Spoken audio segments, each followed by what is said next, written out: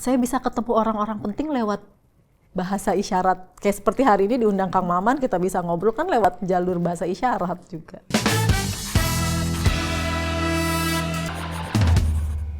Teman-teman tuli di luar sih tetapnya pakai Bisindo, Kang. Cuman ada perbedaan. Yeah. Kayak misalnya makan. Kalau di daerah Jawa Tengah, Jawa Timur, makan. Tapi mungkin kalau kita ke Jakarta kan dipengaruhi budaya ya. Makan gitu. Terus ganggu. Kalau di teman-teman saya, misalnya kamu ganggu saya, kamu ganggu saya. Tapi kalau di Kalimantan, nih kemarin saya ketemu tuli Kalimantan, atau saya lagi diganggu, gitu. Tapi saya paham, oh ganggu ya. Mengganggu. Gitu. Iya. Kalau teman bicara Maman, Maman ngobrol. Maman teman ngobrolnya Maman. Jadi kalau nama orang Maman itu akhirnya huruf ya? Karena belum ada isyaratnya. Belum ada isyaratnya, jadi langsung dengan huruf? Iya, kita eja. Kalau saya kan sudah dikasih nama isyarat sama teman tuli. Nama saya tuh ini. Apa tuh? Ini W, Winda. Terus kata mereka dulu saya kalau menerjemahkan itu pasti mukanya merah karena takut atau apa gitu kalau di depan orang. Jadi langsung W. Nah itu yang saya ketemu di daerah Yogyakarta, ada taman bacaan masyarakat, mayoritas adalah teman tuli.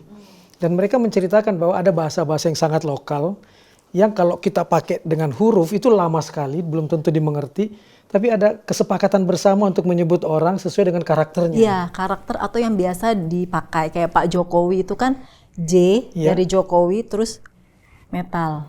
Karena Pak Jokowi suka musik metal gitu. Jadi begitu kita J dan tanda metal, itu berarti Pak Jokowi. Pak Prabowo, karena gemuk katanya Pak Prabowo. Oke, karena tembem gitu jadi P. Prabowo. Orang sudah tahu itu Pak Prabowo. Kalau tokoh-tokoh nasional teman-teman tuli di Indonesia tahu. Karena udah kayak kesepakatan tidak resmi ya, jadi mereka udah paham. Bahasa Jawa, akar bahasa kamu. Kalau tiba-tiba misalnya Mau Mere atau lagu Apuse atau lagu Angin Mamiri dari Makassar, berani langsung? Kalau langsung nggak berani. Langsung nggak berani? Nggak berani, karena saya nggak paham. Contoh kemarin saya menerjemahkan band Papua. Kan tahun ini banyak band-band Papua yang tampil di istana juga kan. Saya waktu itu menerjemahkan band MAC.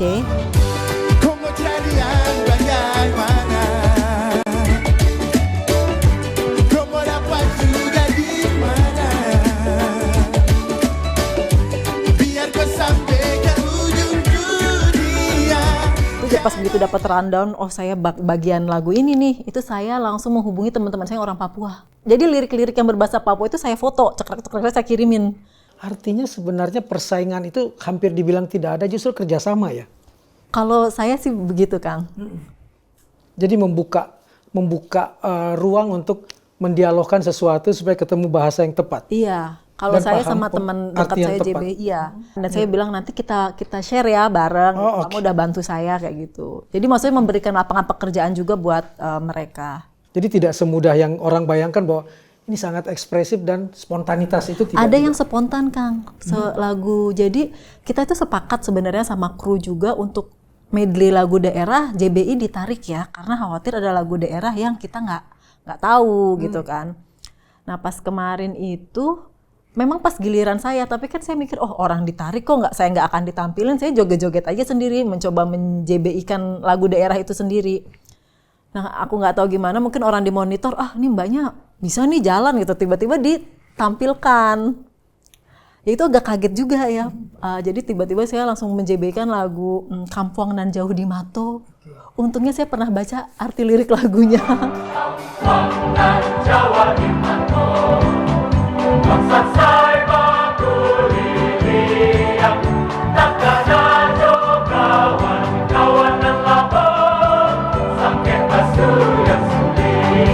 Jadi masih rada-rada bisa, terus ondel-ondel lagu Betawi kan, tapi ada kata-kata kayak nandak, gel-igelan, itu saya nggak tahu sih, cuman kayak kayaknya nih interpretasi bahasanya ke sini gitu. Jadi kalau nandak yang nari itu dan igel-igelan kamu gimana? Aku pakai gerakan nari aja. Kan itu nandak itu setahu aku nari ya. Cuman igel-igelan aku nggak dapet nih, nggak nangkep artinya apa. Cuman mungkin kayak narinya seru banget kali.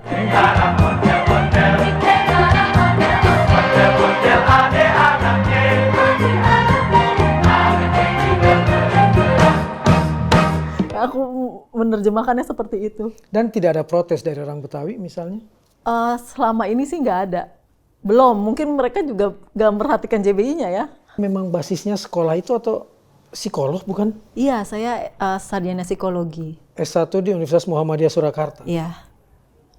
Iya, kan nggak ada basic bahasa, itu nggak ada. Kan di Indonesia memang belum ada penjurusan khusus bahasa isyarat kan.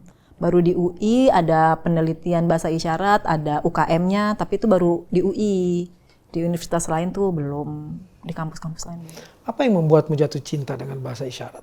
Dari awal ketemu sama temen tuli ya, saya ngelihat kok mereka komunikasinya agak berbeda. Memang punya ketertarikan sih Kang, kayak misalnya saya masih suka belajar. Sampai hari ini saya masih ikut pelatihan berbahasa Inggris juga gitu kan. Terus kayak bahasa tuh saya suka aja, bahasa, sejarah tuh sebenarnya ada ketertarikan juga di situ. Terus pas ketemu temen tuli, kok mereka ngobrol dengan cara yang berbeda.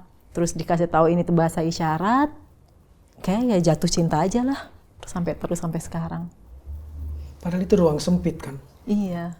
Dan gak kepikiran bakalan menjadi sebuah pekerjaan. Juga gak kepikiran bakal kaya lewat sini? Kayaknya sampai sekarang gak kepikiran. Lalu apa yang kamu dapatkan? Apa ya?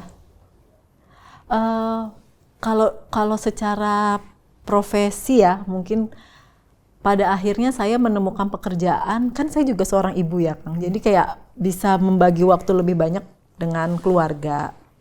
Dengan kalau kerja di kantor kan 7 jam bekerja, kalau ini kan bisa saya mengatur sendiri waktunya. Terus kemudian saya bisa ketemu orang-orang penting lewat bahasa isyarat. Kayak seperti hari ini diundang Kang Maman, kita bisa ngobrol kan lewat jalur bahasa isyarat juga. Selain kegiatan mendekati teman-teman tuli, menjadi penghubung antara mereka dengan kami misalnya, kamu juga terlibat dalam sejumlah kegiatan kerelawanan. Misalnya turun lapangan dengan teman-teman taman bacaan masyarakat yang saya tahu ikut mengelola bank sampah di daerah Cilandak, lalu kemudian teman-teman pemulung dan lain sebagainya. Ini ketertarikannya dari mana? Nggak tahu ya Kang, dari dulu memang suka kegiatan sosial. Jadi pertama kali itu SMA, saya juga punya anak asuh, adik-adik pemulung. Tapi kita belajar di salah satu area pemulung di Jalan Pertanian Lebak Bulus. Gitu. Sampai hari ini saya masih mengajar di situ. Karena kan tujuan awal dari kegiatan ini adalah supaya anak-anak ini tidak diajak mulung orang tuanya. Gitu Kang. Jadi mereka tuh dulu kalau Sabtu Minggu, orang tuanya itu suka ngajak anak yang kecil-kecil untuk mulung. Entah tujuannya biar orang kasihan, terus dikasih, atau bagaimana. Dan kita ngelihat gimana ya caranya biar anak-anak ini tuh nggak diajak lagi. Jadi kita bikin aja kegiatan, awalnya juga sembarangan Kang, yang penting kita ada kegiatan. Ini anak itu? Iya, salah satu muridnya. Sekarang udah gede. Nah, sekarang saya juga lagi baru selesai ikro bahasa isyarat saya. Jadi yang ngajarin tuli. Nah, teman tuli yang ngajarin? Iya. Jadi kan di Kemenak ini, Kementerian Agama baru saja diresmikan, bulan lalu diresmikan ikro dan juz amma berbahasa isyarat. Saya ingin mengaitkan antara kegiatan kamu berkegiatan dengan anak-anak pemulung, anak-anak jalanan dengan bahasa isyarat.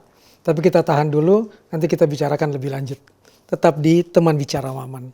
Jadi saya bukan orang yang belajar bahasa isyarat untuk menjadi juru bahasa isyarat.